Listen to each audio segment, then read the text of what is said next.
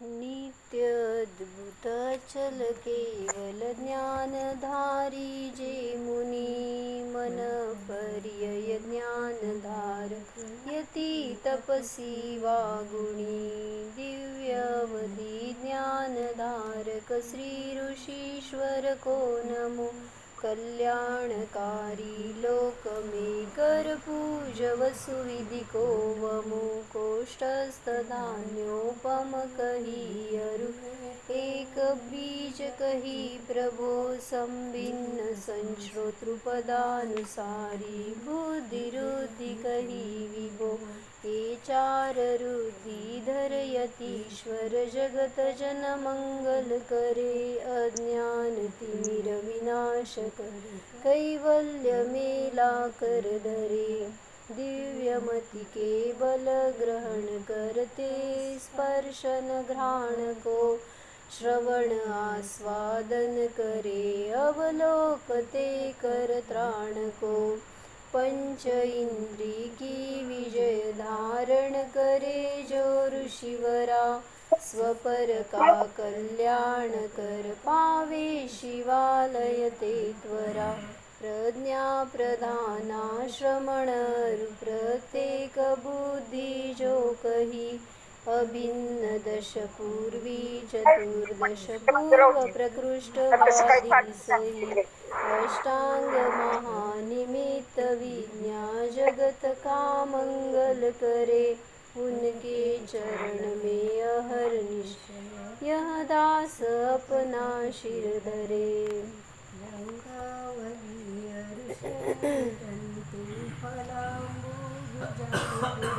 हे इथंपर्यंत झालेत ना आपले.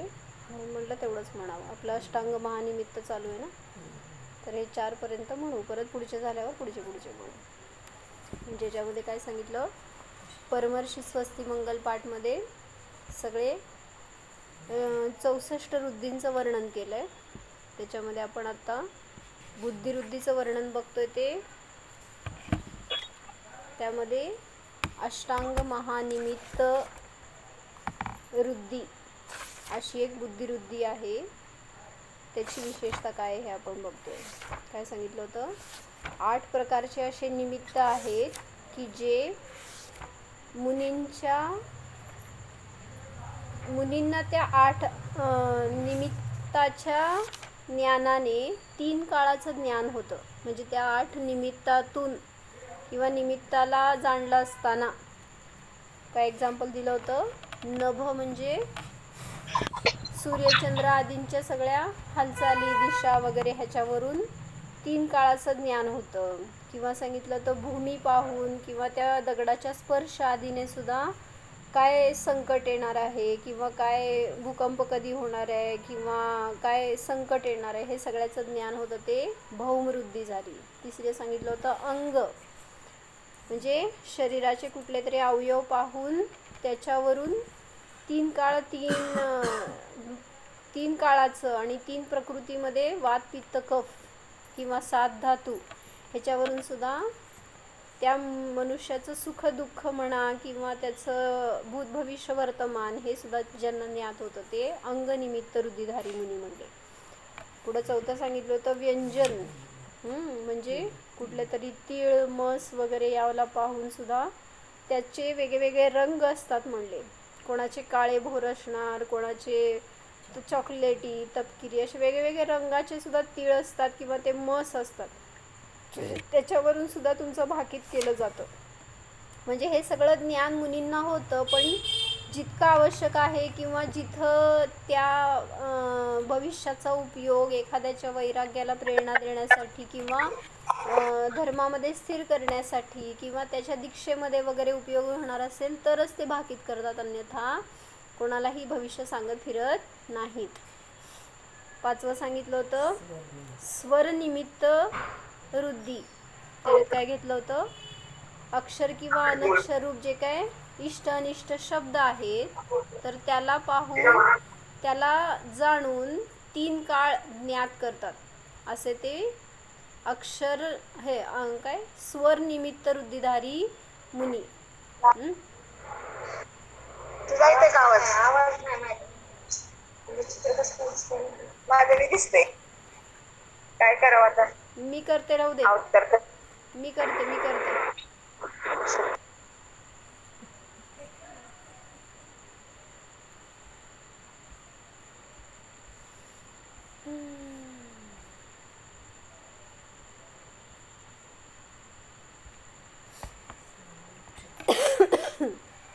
तर पुढचं सांगायला लागलेत काय, लक्षण नावाचं निमित्त ज्ञान. लक्षण म्हणजे काय तर हस्तरेखा किंवा पायावरच्या रेषा. म्हणजे पूर्वीचे भविष्यकार असं पण बघायचे की पायावरच्या वगैरे रेषांवरून तुमचं काय भूत होतं, काय भविष्य होतं हे पण ते सांगण्याची त्यांच्यात शक्ती असायची. मग हातावरील किंवा पायावरील रेषा, तीळ आदीला पाहून, हातावर पण विभिन्न ठिकाणी तीळ असतात माहिती आहे. मग त्या तिळावरून सुद्धा तुमचं भविष्य असतं की कुठल्या उंचवट्यावर, कुठल्या ग्रहाच्या चिन्हाच्या ठिकाणी ते तीळ आहे, ह्याच्यावरून सुद्धा ते तुमचं भविष्य सांगण्याची कला असते एक. जसं की काय म्हणतात त्याला, 3 रेषा आहेत ना, या 3 रेषा कसल्या असतात, एक लाईफ लाईन आहे, एक हार्ट लाईन आहे, आणि एक काय सांगितलं, हां म्हणजे ब्रेन लाईन म्हणतात, किंवा काय डोक्याची विचारसरणीची लाईन. मग कुठल्या लाईनवर तीळ असतं ना, तर तिथं धोका एवढं समजून घ्यायचं, असं मला शिकवलं होतं, म्हणजे सांगितलं होतं एकदा. जर समजा तुमचं लाईफ लाईनवर असेल तीळ, तर समजून घ्या तुमच्या लाईफमध्ये कुठं तर जिथं तीळ आहे तेवढ्या पार्ट गेल्यावर, तेवढं काळ तुमचं गेल्यावर लाईफमध्ये तिथं काहीतरी संकट, धोका येणार आहे. किंवा आता एखाद्याच्या काय म्हणायचं, हृदयाच्या लाईनवर असेल तीळ, तर काहीतरी हृदयाला संकट आहे, काहीतरी भविष्यामध्ये तिथं बाधा होणार आहे, असं त्याच्यावरून थोडाफार अंदाज काढला जातो. मग तेच सांगायला लागलेत की हातावरील आणि पायावरील रेषा, तीळ आदीला पाहून त्रिकाल संबंधी सुख दुःख आदीला जाणणे, हे ते लक्षण निमित्त ज्ञान आहे किंवा लक्षण निमित्त वृद्धी आहे. तुमचे भूत काय, भविष्य काय, हे ते सांगू शकतात. अनेक ज्योतिषी पंडित वगैरे हस्तरेखा जाणणारे असतात, पण ती वृद्धी नसते, कारण सामान्य निमित्त ज्ञान 100% खरेच असेल असे नाही. जे भविष्य वर्णिले ते घडेल किंवा नाही, पण जे निमित्त वृद्धिधारी मुनींचे वक्तव्य असते ते निमाने सत्यच असते. जसं म्हणलं ना की हे हात म्हणलं जातं लेफ्ट हँड पास्ट सांगतंय, आणि राईट हँड असते ते म्हणतात फ्युचर सांगतंय तुमचं.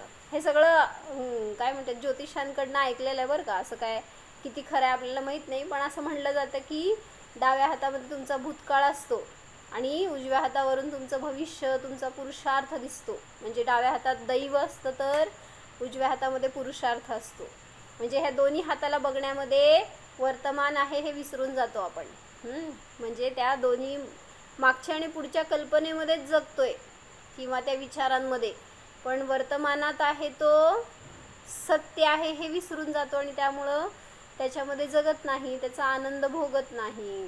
म्हणून महाराज सांगतात वर्तमानात जगा आणि त्या वर्तमानाचा आनंद घ्या. आपण सतत कुठल्या तरी पुढच्या विचारामध्ये असतो की उद्या आपल्याला असं करायचं आहे, असं होणार आहे, किंवा काहीतरी रोग झाला आहे तर त्याचं काय फळ मिळणार आहे, हे सगळ्या असल्या विचारांमध्ये आपलं आपण वर्तमान घालवतोय. म्हणून कुठल्या भविष्यकाराच्या नादी लागू नका. तुमच्या हातात पुरुषार्थ आहे, तुम्ही भविष्य घडवू शकता, तर तसं घडवा.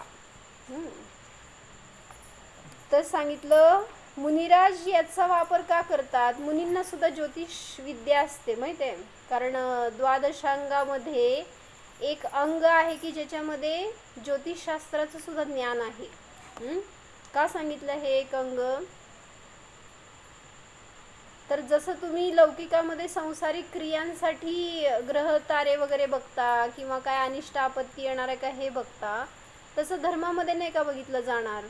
उलटं धर्मामध्ये कोणा जीवाला स्थिर करायचं असेल, कोणाची सल्लेखना साधायची असेल, कुठंतरी प्रभावना घडणार असेल कोणाच्या निमित्तात, सगळ्या दृष्टिकोनातून तिथं उलटं धर्मामध्ये सुद्धा हे सगळं ज्योतिषशास्त्र सांगितलं जातं, वाचलं जातं, लावलं जातं. पण ते ज्याला यथार्थ ज्ञान आहे त्यांनीच लावणं योग्य आहे. आपण सगळ्यांनी कोणी लावणं किंवा त्याच्यावरनं अंदाज वगैरे काढणं योग्य नाही. ज्याला त्या अंगाचं ज्ञान आहे तेच त्याचं यथार्थ संदर्भ लावू शकतात. मग का वापरतात हे ज्योतिषविद्या हे सांगितलं की या हस्तरेषांचा वापर करून त्यागी किंवा मुनिराज आचार्य वगैरे जे असतील ते स्वतःची संलेखना साधण्यासाठी किंवा काय आपल्या जीवनामध्ये साधना कशी घडणार आहे ह्याच्यासाठी म्हणून वापर करतील, स्वतःचं बघण्यासाठी किंवा मग कोण्या भव्य जीवाचं कोण्या शिष्याचं वगैरे बघण्यासाठी सुद्धा त्याचा वापर करतील. कधी स्वास्थ्य अनुकूल प्रतिकूल असेल त्याचा संकेत कळण्यासाठी पाहतात. म्हणजे जसं काय कळालं महाराजांना, काय कळालं, डोळ्याची दृष्टी कमी झाली आहे कळलं ना क्षीरसागर महाराजजींना. मग त्याच्यावरून त्यांनी अंदाज लावला की आपल्याला आता किती काळ राहिला आहे आपला. जर दृष्टीच कमी झाली आहे तर शोधन करून आहार कसं घेणार, क्रिया समितीपूर्वक गमन कसं करणार, सगळ्यामध्ये बाधा येणार आहे ना. मग ह्याच्यासाठी त्यांनी सांगितलं तिथं नियम संलेखना घेतली होती जेव्हा नातेपुतेमध्ये होते तेव्हा. मग हे तर एक संकेत सांगितलं की कुठल्या तरी अवयवामध्ये शिथिलता आली तर ते आपल्या साधनेमध्ये अशी वाढ करत जातात किंवा संलेखनेच्या दृष्टीने आपली तयारी करतात. मग तसं म्हटलं कोणाला आपलं स्वास्थ्य अनुकूल प्रतिकूल आहे हे समजलं तर त्याच्या अनुसार त्याचा संकेत घेऊन आपल्या संलेखनेची ते तयारी करू शकतात. म्हणून सांगितलं कोणी अशा लक्षण रूपाने निमित्ताचं ज्ञान करतात. हां, ते सांगितलं की ज्योतिषशास्त्र ही एक विद्या आहे. त्यावेळेला मुहूर्त पाहून काय उपयोग आहे ना. ज्यांना जन्मताना आणि मृत्यू पावताना किंवा आजारी पडताना काही कुठला मुहूर्त असतो किंवा काही असतं अशातला भाग नाही की मुहूर्त कुठं पाहतायत, मुहूर्त नाही पाहतायत. फक्त आता मला कळलं की मला काहीतरी असाध्य रोग झालाय, मुनी आहेत कोणी आणि त्यांना कळलं की मला असं काहीतरी रोग झालाय आणि त्याच्यातून जर आपलं काही उद्धार होणार नाहीये हे जर बघून ते त्यांचं काय गणित वगैरे लावून त्याचा हिशोब लावतात आणि त्याच्यावरून कळतं की आपलं आयुष्य कमी राहिलेलं आहे तर ते त्यांच्या संलेखनाच्या दृष्टीने पुरुषार्थ करतात. म्हणजे आपली पावलं उचलतात त्याच्यासाठी म्हणून. आणि जर कळलं की हा सामान्य रोग आहे ह्याच्यामध्ये काही घाबरण्यासारखं नाही आहे किंवा ह्याच्यात आपला जीव जाणार नाही आहे हे ज्यांना कळतं ते त्याचा उपाय करतील किंवा त्याच्यापासून निर्विकल्प राहतील. त्यांच्या साधनेच्या दृष्टीने जे अनुकूल असणार ते करण्यासाठी म्हणून ज्योतिषशास्त्रसुद्धा वापरलं जातं. किंवा एखाद्या ठिकाणी सांगितलं ना धर्माची प्रभावना करण्यासाठी किंवा धर्मावर काही संकट येणार असेल तरीसुद्धा हे या ज्योतिषावरून पाहिलं जातं. म्हणजे थोडक्यात म्हणायचं आहे आपण ह्या सगळ्या शास्त्राचा वापर करायला जातो तर सांसारिक दृष्टीने, पण इथं जे धर्मामध्ये आलेले जीव आहेत जे कोणी आचार्य वगैरे त्याचे ज्ञाता आहेत तर ते याचा वापर करणार तर स्वार्थासाठी नाही, एक तर स्वतःची साधना निर्विकल्प निर्दोष व्हावी ह्याच्यासाठी किंवा मग धर्मावर काही संकट येऊ नये किंवा धर्माची प्रभावना व्हावी एवढ्यासाठीच. दुसरा अन्य तिथं काय उद्देश म्हणजे ख्याती पूजा लाभ आदीसाठी किंवा कुठं आपल्याला अनुकूल क्षेत्र कुठलं आहे तिकडंच जावं आपण असे वगैरे तिथं काही भाव नसतात.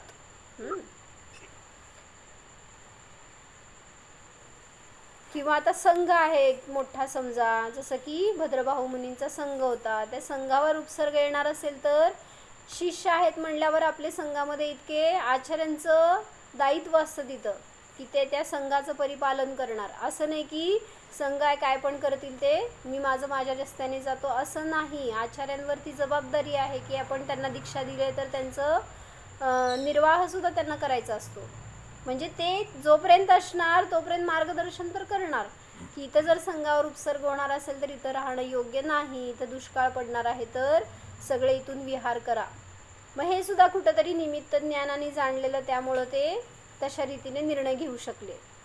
किंवा सगळ्यात महत्त्वाचं सांगितलं कोणाचं अकाल मरण होणार असेल तरी सुद्धा तशा टाईपच्या रेषा असतात. म्हणजे डॉक्टर तुम्हाला येते काय ज्योतिषशास्त्र म्हणजे मी असं ऐकलंय बरं का आयुर्वेदामध्ये वगैरे असं ज्योतिष विद्या असते म्हणून शिकवतात म्हणून. तर ते अकाल मरणची एक लाईन असती बरं का तेवढी एक जाणून घ्या. मला पण लई येत नाही पण सांगितलंय त्यांनी एकाने असं दाखवलेलं की जी ही कसली लाईन म्हणायची मधली, हार्ट लाईन, ही जी हार्ट लाईन आहे आणि ही मधून येणारी भाग्यरेषा असती. तर जर ही खालून भाग्यरेषा येणारी आणि ही हार्ट लाईन खाली जाणारी, याच्यामध्ये जर त्रिकोण झाला, नाही सॉरी, ही भाग्यरेषा असेल आणि ही जर जाऊन तुमच्या ब्रेन लाईनला मिळाली, भाग्यरेषा आणि ब्रेन लाईनमध्ये एक लाईन जर अशी मिळाली ना, तर समजून घ्या तुमचं अकाल मरण होणार आहे. तर त्याच्यासाठी तुम्ही धर्माच्या अपेक्षेने पुरुषार्थ करा, ह्याच्यासाठी सांगितलं आहे. दुसरं काय तुम्ही गोळा करण्यासाठी किंवा परिग्रहामध्ये अडकण्यासाठी नाही सांगितलं. म्हणजे एक आपल्याला अंदाज यावा की आपलं अकाल मरण जर होणार असेल तर आपल्याला किती धर्मामध्ये स्थिर व्हायला पाहिजे, निर्मोहतेची साधना करायला पाहिजे ह्याच्यासाठी. माझ्या हातात आहे तशी लाईन, पण जरासं कट आहे, अजून नाही पूर्ण गेली नाही. त्यामुळं अकाल मरण आपल्यामध्ये नाही, तर निश्चिंत राहू शकतो ना, आपली साधना आपण भरपूर करू शकतो ह्याच्यासाठी. समजलं तर एखाद्याला अटक येईल बोल. समजलं, जर तुमचं जर शास्त्र समजलं तर कोणाला तरी एखाद्याला अटॅक येईल, जर तसं असेल तर. असं काय करू नका. जरी असं असेल ना तरी पण तुम्ही धर्म पुरुषार्थ करा, एवढं सांगायचं आहे मला. कोणीतरी ऐकूनच नाही तर अटॅक येईल असं म्हणतात ते. असं काय करू नका. उलट मला धर्मात स्थिर करायचं आहे तुम्हाला, असं घाबरवायचं नाही आहे.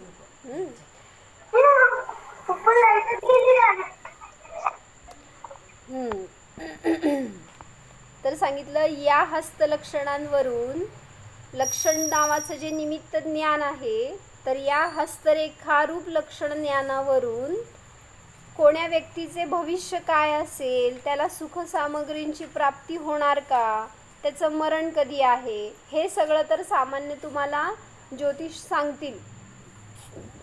100% खरं असेल असं नाही, पण सांगण्याचा ते प्रयत्न करतात काहीतरी त्या त्यांच्या गणितावरून वगैरे.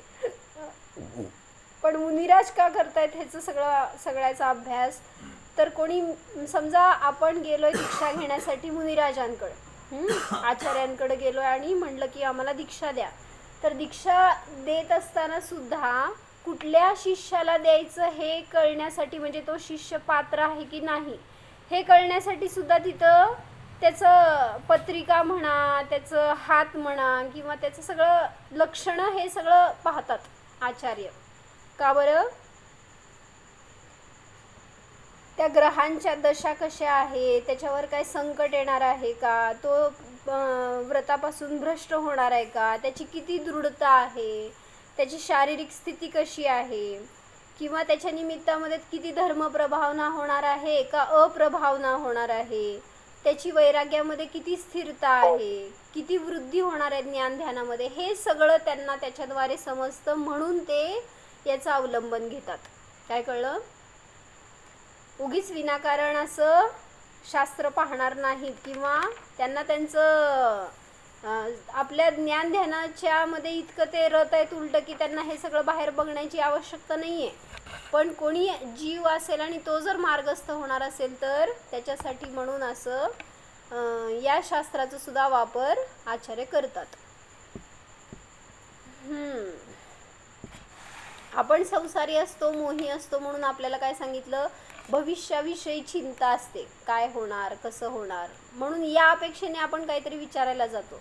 पण कधी असं विचारायला गेलाय का आजपर्यंत मुनींना की माझी दीक्षा कधी होणार, किंवा माझं समाधी मरण साधणार का, मला साधायचं आहे, असं विचारायला जावा की तुमचं पण भविष्य सांगतील मुनी त्यागी गुरु तुम्हाला. आणि मला दीक्षा द्या असं म्हणा. बघा तुमचे भाव कसे असणार आहेत आणि त्यांचे भाव कसे असणार आहेत. त्यांच्यापेक्षा तुम्हाला जास्त चिंता असणार आहे. ॲस्ट्रॉलॉजी म्हणतो ना आपण, जे काय हे ज्योतिषशास्त्र आहे त्याला, किंवा पामेस्ट्री काय म्हणते, पाम म्हणजे हाताचं विद्या असते ते, त्याला ते पण नाव आहे ना असं काहीतरी. तर याच्यावर आपल्याला खूप विश्वास असतो. कोणी सांगितल्यावर आपल्याला ते लगेच पटतं की असं होईल.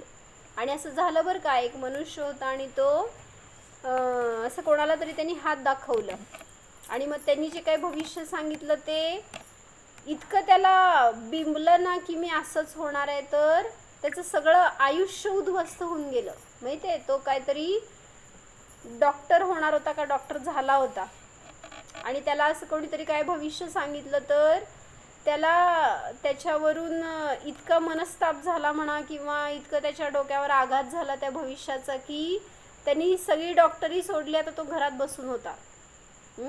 काय झालं, कशाचा परिणाम झाला. म्हणून कधी आपलं हात उगीच कोणाला दाखवायला जाऊ नका. काहीतरी त्याच्यामध्ये अनिष्ट असेल आणि किंवा इष्ट असेल तरी सुद्धा त्याचा आपल्याला फायदा नाही होणार, समोरच्याचा कदाचित फायदा करून घेईल तो. त्यामुळं तिथं सांगितलं की अशाच्या नादी म्हणजे अधीनता नको त्याची, फक्त कुठल्या तरी उद्देशाने बघित असाल तर वेगळी गोष्ट आहे. ज्योतिषाचा आधार कोण घेतं? ज्यांना सांगितलं आत्मविश्वास कमजोर असतो ज्यांचा, ते ज्योतिषशास्त्राचा आधार घेतात. कोण कोण आधार घेत आहे माझ्यासमोर? ज्योतिषाच्या नादी कोण कोण लागतं? जे लागतात त्यांना सांगितलं तुमचा आत्मविश्वास प्रबळ करा, तर तुम्ही या असल्या थोतांडाच्या मागं लागणार नाही. कोणी काही सांगल तर त्यांच्यावर आपण भुलणार नाही. जसं की आमच्याकडं आमचे जेव्हा आजोबा होते घरामध्ये त्यावेळेस इथं अनेक असे ज्योतिषी यायचे बरं का सांगायला म्हणून, कारण ते मंदिरात यायचे आणि काय ना काय त्यांचं काम असायचं, त्यामुळं ते घरात यायचे आणि घरात आल्यावर सगळ्यांचे हात बघायचे. आठवते का? आणि मग आम्हाला क्रेज, लहान मुलं होतो आम्ही त्यावेळेस सगळे एकत्र, आणि मग सगळेजण आम्ही बसायचो त्यांच्यासमोर हात घेऊन. आणि मग काय सांगतात खरं खोटं माहीत नाही, पण एक इंटरेस्ट असायचं ना की काय होणार आहे, लय भारी सांगतात काहीतरी, असं एक ऐकायची तयारी आमची आणि एक इच्छा असायची. त्यामुळं असं आम्ही दाखवलं एकदा, तर दरवेळेस आलेले ज्योतिषी वेगळं वेगळं सांगायचे बरं का. हे पण माहीत आहे तरी सुद्धा दाखवायला जायचं. मग ते सांगणार काहीतरी, हा मुलगा तुमचं नाव करणार आहे. दुसरं कोणतं सांगायचं, ह्या मुलाचं शिक्षण एकदम बेस्ट होणार आहे, ही मुलगी तुमचं यशाचं कारण, असं काय ना काय सारखं सतत सांगायचे ते. पण कोणाचं किती खरं कोणाला माहित आहे. असं होणार आहे असं कोण सांगितलं नव्हतं बरं का मला तर. म्हणजे बाकीचं सगळं तुमचं यश सांगतील, कीर्ती सांगतील, धंदा पाणी पैसा सगळं सांगतील की हे असं होणार आहे असं कधी कोण सांगितलं नव्हतं. त्यामुळे सगळ्या ज्योतिषशास्त्रांना काय म्हणायचं, फोल ठरवलं असं म्हणायचं. आपण आपल्या पुरुषार्थाने त्याला खोटं ठरवू शकतो.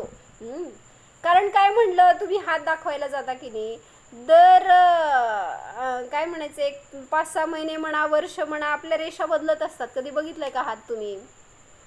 जेव्हा ते बघायला यायचे ना ज्योतिषशास्त्रवाले आमच्याकडं, तेव्हा आम्ही सारखं बघायचो हातावर, हे त्यांनी असं सांगितलं, मग हे कुठली रेषा होती, असं काय कळत नव्हतं त्यातलं, पण तरी सुद्धा बघायचं आणि आपलं आपण लावायचं काहीतरी, हे असं आहे ना म्हणून असं सांगितले असणार. आणि मग हळूहळू रेषा बदलत गेल्या की नंतर मग कुठं तसं काय दिसतंय हातात. त्यामुळं असं नाही आहे की जे सांगितलं ते तसंच होईल किंवा तसं घडेलच, असं नाही. तुमच्या हातात परत रेषा नवीन येत जातात किंवा जुन्या पुसत जातात. त्यामुळं तुमच्या कर्मावर, तुमच्या पुरुषार्थावर सगळं आहे. म्हणून घरातले म्हणायचे ना की असं करणार किंवा असं होणार आहे, कोण इंजिनियर होणार आहे, कोण डॉक्टर होणार आहे वगैरे, हे सगळं म्हणणारे आई वडील वगैरे असतात की तसं म्हणतात म्हणून. पण काय म्हणलं, तुम्ही काय होणार आहे म्हणून ते सांगितलं ना. काय गाणं आहे, पापा कहते हैं बड़ा नाम करेगा, बेटा हमारा बड़ा काम करेगा, का ऐसा काम करेगा. पुढं काय, मगर ये तो कोई न जाने है मेरी मंजिल, काय असं काहीतरी आहे ना गाणं ते. म्हणजे कोणाला माहीत नाही आहे की माझं भविष्य काय आहे वास्तविक, पण असं सगळे म्हणतात की ह्या मोठा होणार. आणि हे तर सगळे सांगत असतात. हो, तुमचं वाईट कोण सांगत नसतं. ज्योतिषी आला तरी सुद्धा तुमच्यासमोर बसून तुमचं वाईट सांगणार नाही, त्याला पैसे खायचे असतात. मग वाईट ऐकायची तयारी असेल तर भविष्य दाखवा. जसं सांगितलं, एखादा चोर असेल आणि त्यांनी जाऊन भविष्य विचारलं ज्योतिषाला, त्यांनी काय सांगणार हो ज्योतिषी? काय सांगणार सांग? चोराचं भविष्य काय, चोरीचं भविष्य काय? जेल आहे असं सांगणार का तो चोरी करतोय, पाप करतोय, म्हणजे नियमाने त्याचं फळ वाईट आहे, पण तिथं ते ऐकायची त्याची कुठं तयारी असती किंवा तसं सांगायची ह्याचे भाव पण नसतात कोणाचे, ज्योतिषाचे. कारण त्याला पैसे मिळणार नाहीत ना त्याकडून किंवा तो परत येणार नाही ग्राहक. म्हणून सांगितलं असं वाईट भविष्य कोणी सांगत नाहीत.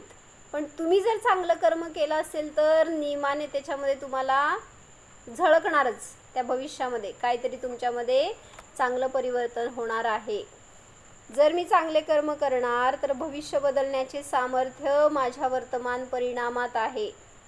अशुभाचे संक्रमण माझ्या परिणामाने होणार आहे, ज्योतिषशास्त्राने नाही, एवढा विश्वास यायला पाहिजे आपल्याला. काय म्हणले? अशुभ जरी घडणार असेल तरी सुद्धा वर्तमानात जो काही पुरुषार्थ तुम्ही करता त्यानुसार तुमचं ते संकट म्हणा किंवा ते अशुभ सुद्धा टळणार आहे. त्याच्यासाठी अध्यात्मनिष्ठ व्हा असं सांगितलंय. म्हणजे काय? आत्म्याशी एकनिष्ठ राहावा, आत्म्याची साधना थोडी करा, थोडंसं शुभशुद्धामध्ये अडका तर हे सगळे अनिष्ट सुद्धा टळत असतात. जसं म्हणलं ना, कर्मण्येवाधिकारस्तु मा फलेषु कदाचन. म्हणजे काय? कर्मच काय म्हणलं, निष्ठेने कर्म करणे माझा अधिकार आहे. फळामध्ये तुमचा अधिकार चालत नाही. त्या कर्माचं जे काय फळ मिळणार आहे त्याच्यामध्ये तुम्ही उलाढाल करू शकत नाही, कारण कर्म तुम्ही केलेत तर त्याचं फळ तुम्हाला तसंच मिळणार आहे. आपण बदलायला जातो फळाला, परिणामाला बदलायला जात नाही. त्यामुळं सांगायला लागलेत की फळामध्ये तुम्ही फेरफार करू शकत नाही, पण वर्तमानामध्ये होणारे परिणाम तुम्ही सांभाळू शकता. ज्योतिषी तुमचे भविष्य घडवणारा नाही, ज्योतिषी फक्त काय घडू शकेल हे सांगतो. पण आपण तसे ऐकत नाही, त्याच्या अधीन होतो. त्यासाठी एक दृष्टांत सांगितला की पूर्वी जेव्हा इंग्रज होते ना, तर त्या इंग्रजांच्या काळामध्ये एक ते पदवी द्यायचे, असे जे कुठे राजे वगैरे असायचे ना, तर त्यांना एक पदवी द्यायचे. ते काय, एम्पायर ऑफ इंडिया असं काहीतरी म्हणून एखाद्या राजाला त्याचं सगळं कर्तृत्व बघून वगैरे अशी ते उपाधी देत होते. मग एक राजा होता अलवरचा, आणि त्यांनी सांगितलं, त्याला हे कळलं की किंवा त्याला असं वाटलं की लहर आली होती की आपल्याला सुद्धा अशी पदवी मिळावी, उपाधी मिळावी. मग हे मिळणार आहे की नाही हे जाणण्यासाठी त्यांनी एका ज्योतिषाला बोलावणं पाठवलं, जो की करेक्ट भविष्य सांगणारा असेल असा. तर तो होता मुंबईमध्ये. अलवर कुठे आहे माहिती आहे तुम्हाला? अलवर कुठे आहे? अलवर कुठे आहे माहिती आहे का हो? राजस्थान मध्ये. अलवर राजस्थान मध्ये. साऊथ इंडियामध्ये एक आहे काहीतरी, अलवर का अलगूर आहे वाटतं ते का? मग हां बरं ठीक आहे. अलवर राजस्थान मध्येच आहे. बरं. तर तिथं सांगितलं तो राजा तिथला होता आणि त्यांनी मुंबईवरून त्या ज्योतिषाला बोलवलं, जो की खरं भविष्य सांगायचा किंवा नावाजलेला ज्योतिषी होता असं काहीतरी. मग त्या ज्योतिषाला एक काय म्हणायचं ऐट आली की आता म्हणजे काय म्हणायचं मद झाला की एक आपल्याला इतकं मोठ्या राजांनी बोलवलंय. आणि तो आपलं थाटामध्ये एकदम सजून धजून त्या त्या अलवरच्या स्टेशनवर गेला रेल्वेने. आणि उतरल्यावर त्याला वाटलं, उतरल्यावर आपल्याला अशी इतकी मोठी सेना फौज असेल आपल्या स्वागतासाठी, बँड वगैरे लावले असतील, आपलं असं घेऊन जातील आपल्याला राजदरबाराकडे. आणि येऊन स्टेशनवर उभारला तर एक जण सुद्धा त्याला घ्यायला आलं नव्हतं.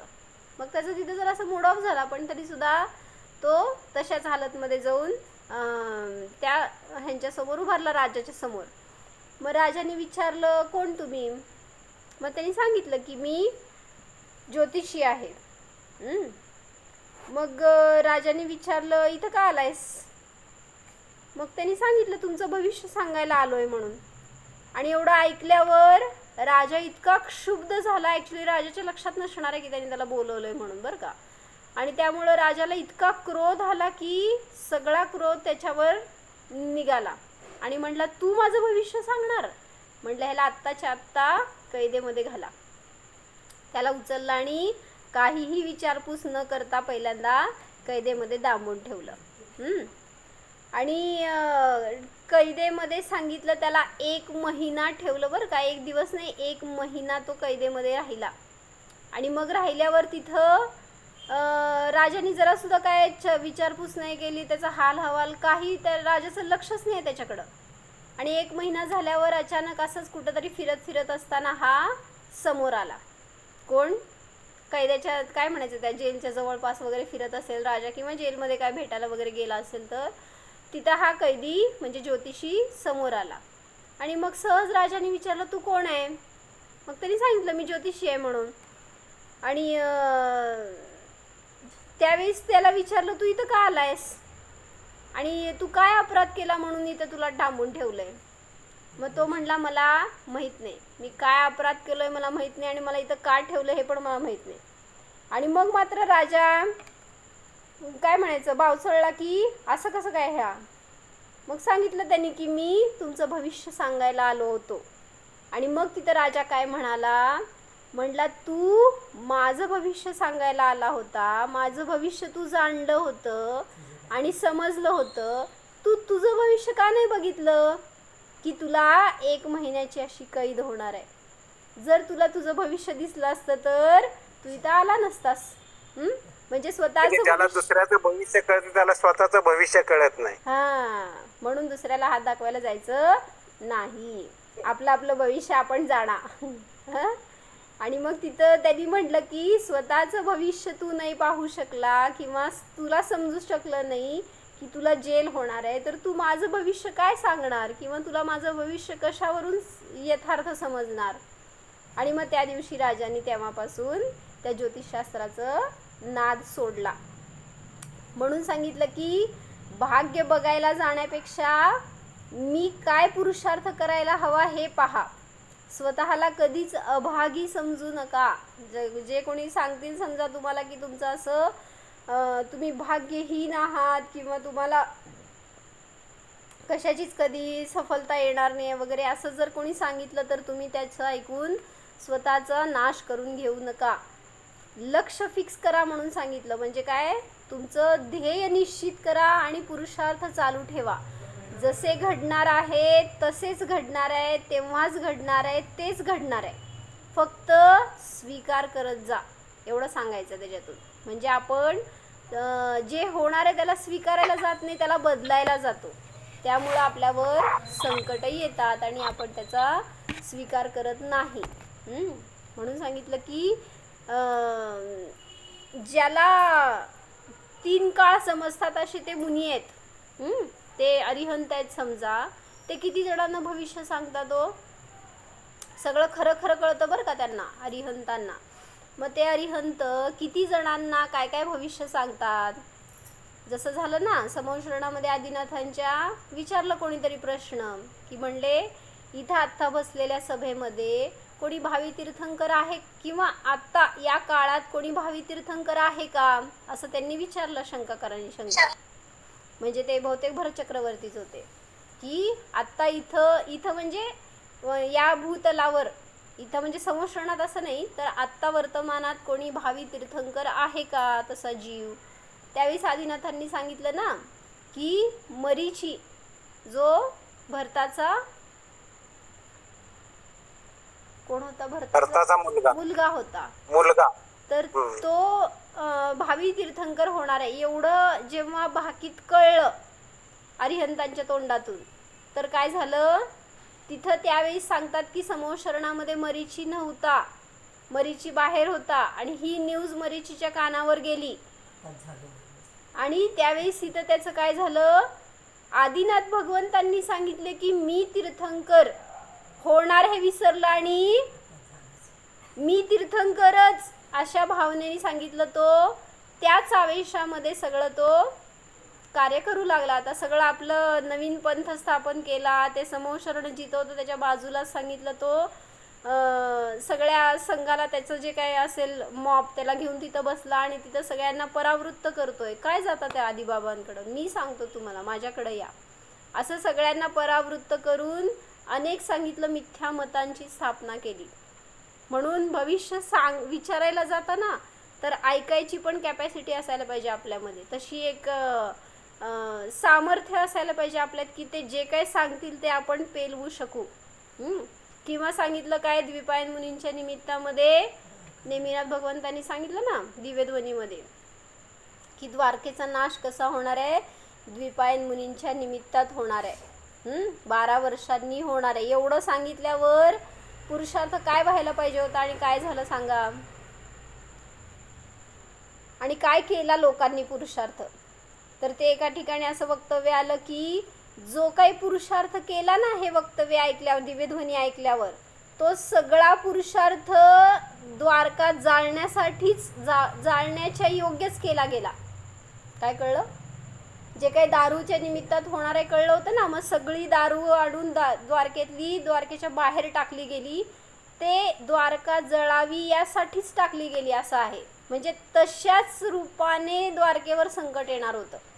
कळलं का आता काय म्हणायचं की हे काय नेमिनाथ भगवान सांगणार नव्हते की द्वारकेतली सगळी दारू नष्ट होणार आहे, ती जाऊन बाहेर पडणार आहे आणि मग तेच पिऊन राजकुमार उन्मत्त होणार आहेत, असं सगळं नव्हतं सांगितलेलं. फक्त सांगितलं होतं दारूच्या निमित्तात होणार आहे. तर जो काही पुरुषार्थ केला गेला ना लोकांकडून, तर तो सगळा त्याच्या अनुकूलच होता. म्हणजे अशाच रीतीने घडणार होतं हे बघितलं होतं भगवंतांनी, तेच सांगितलं. पण तुम्हाला ते सगळं कळलं नाही आणि त्यामुळं सगळी अशी दुर्दशा झाली. म्हणून दिव्यध्वनीवर तर काय म्हणायचं, डोळे झाकून विश्वास असायला पाहिजे आपला की जे काही सांगितलं गेलंय ते तसंच होणार आहे. श्रेणिकाला सांगितलं महावीर भगवंतांनी की तू नरकात जाणार आहेस. स्वीकार नाही झाला तिथं. म्हटलं ना घरात जाऊन फेऱ्या मारायला लागला की नाही जाऊंगा नाही जाऊंगा. मग चेलना येऊन विचारती कुठं नाही जाऊंगा. मग त्यावेळी सांगितलं त्यांनी काय, मी नरकाला जाणार नाही. मग असं नाही जाणार म्हणल्यावर ते सुटणार आहे का नरक.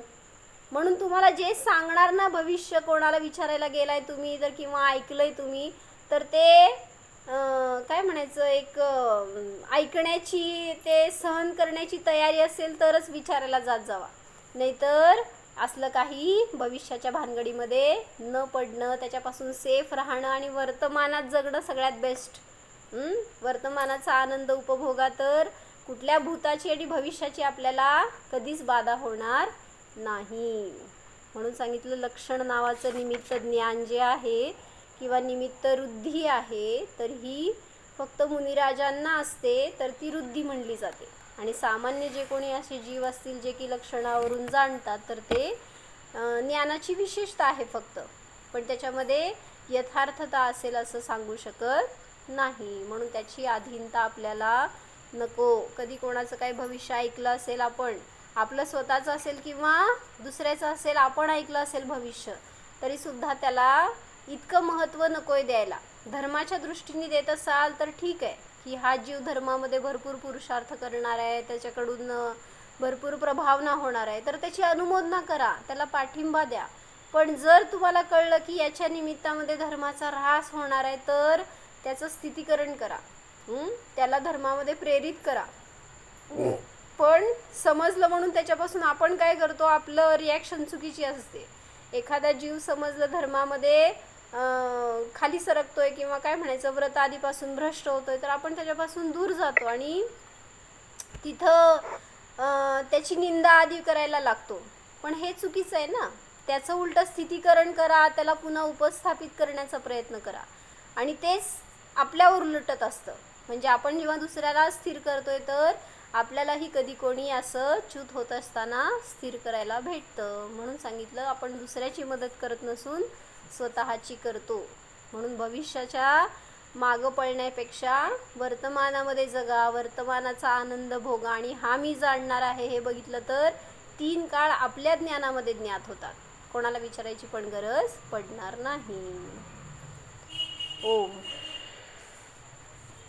भरत चक्रवर्तीनेच पंथभेद पाडले ना, आणि जातीभेद का मारीचीने पाडले?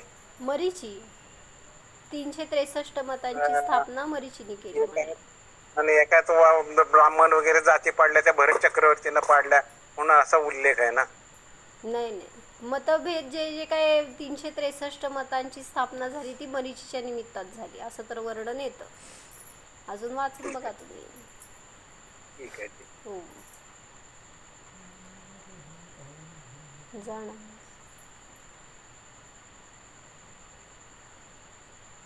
हा मी श्रद्धा ज्ञान चारित्र्य गुणसंपन्न जीव आहे.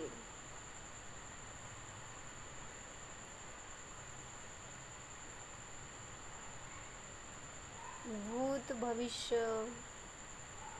वर्तमान सर्व काळामध्ये मी जीव फक्त ज्ञाता आहे. भूत भविष्याची चिंता करणे हा माझा स्वभाव नाहीच. जाणणे हाच माझा स्वभाव आहे. जाणीव करा.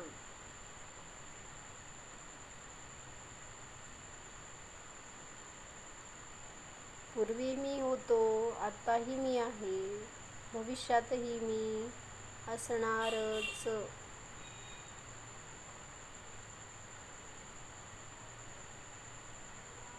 अस्तित्व गुणसंपन्नोऽहम्.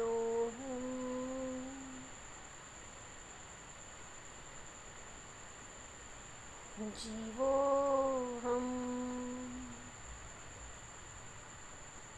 ओम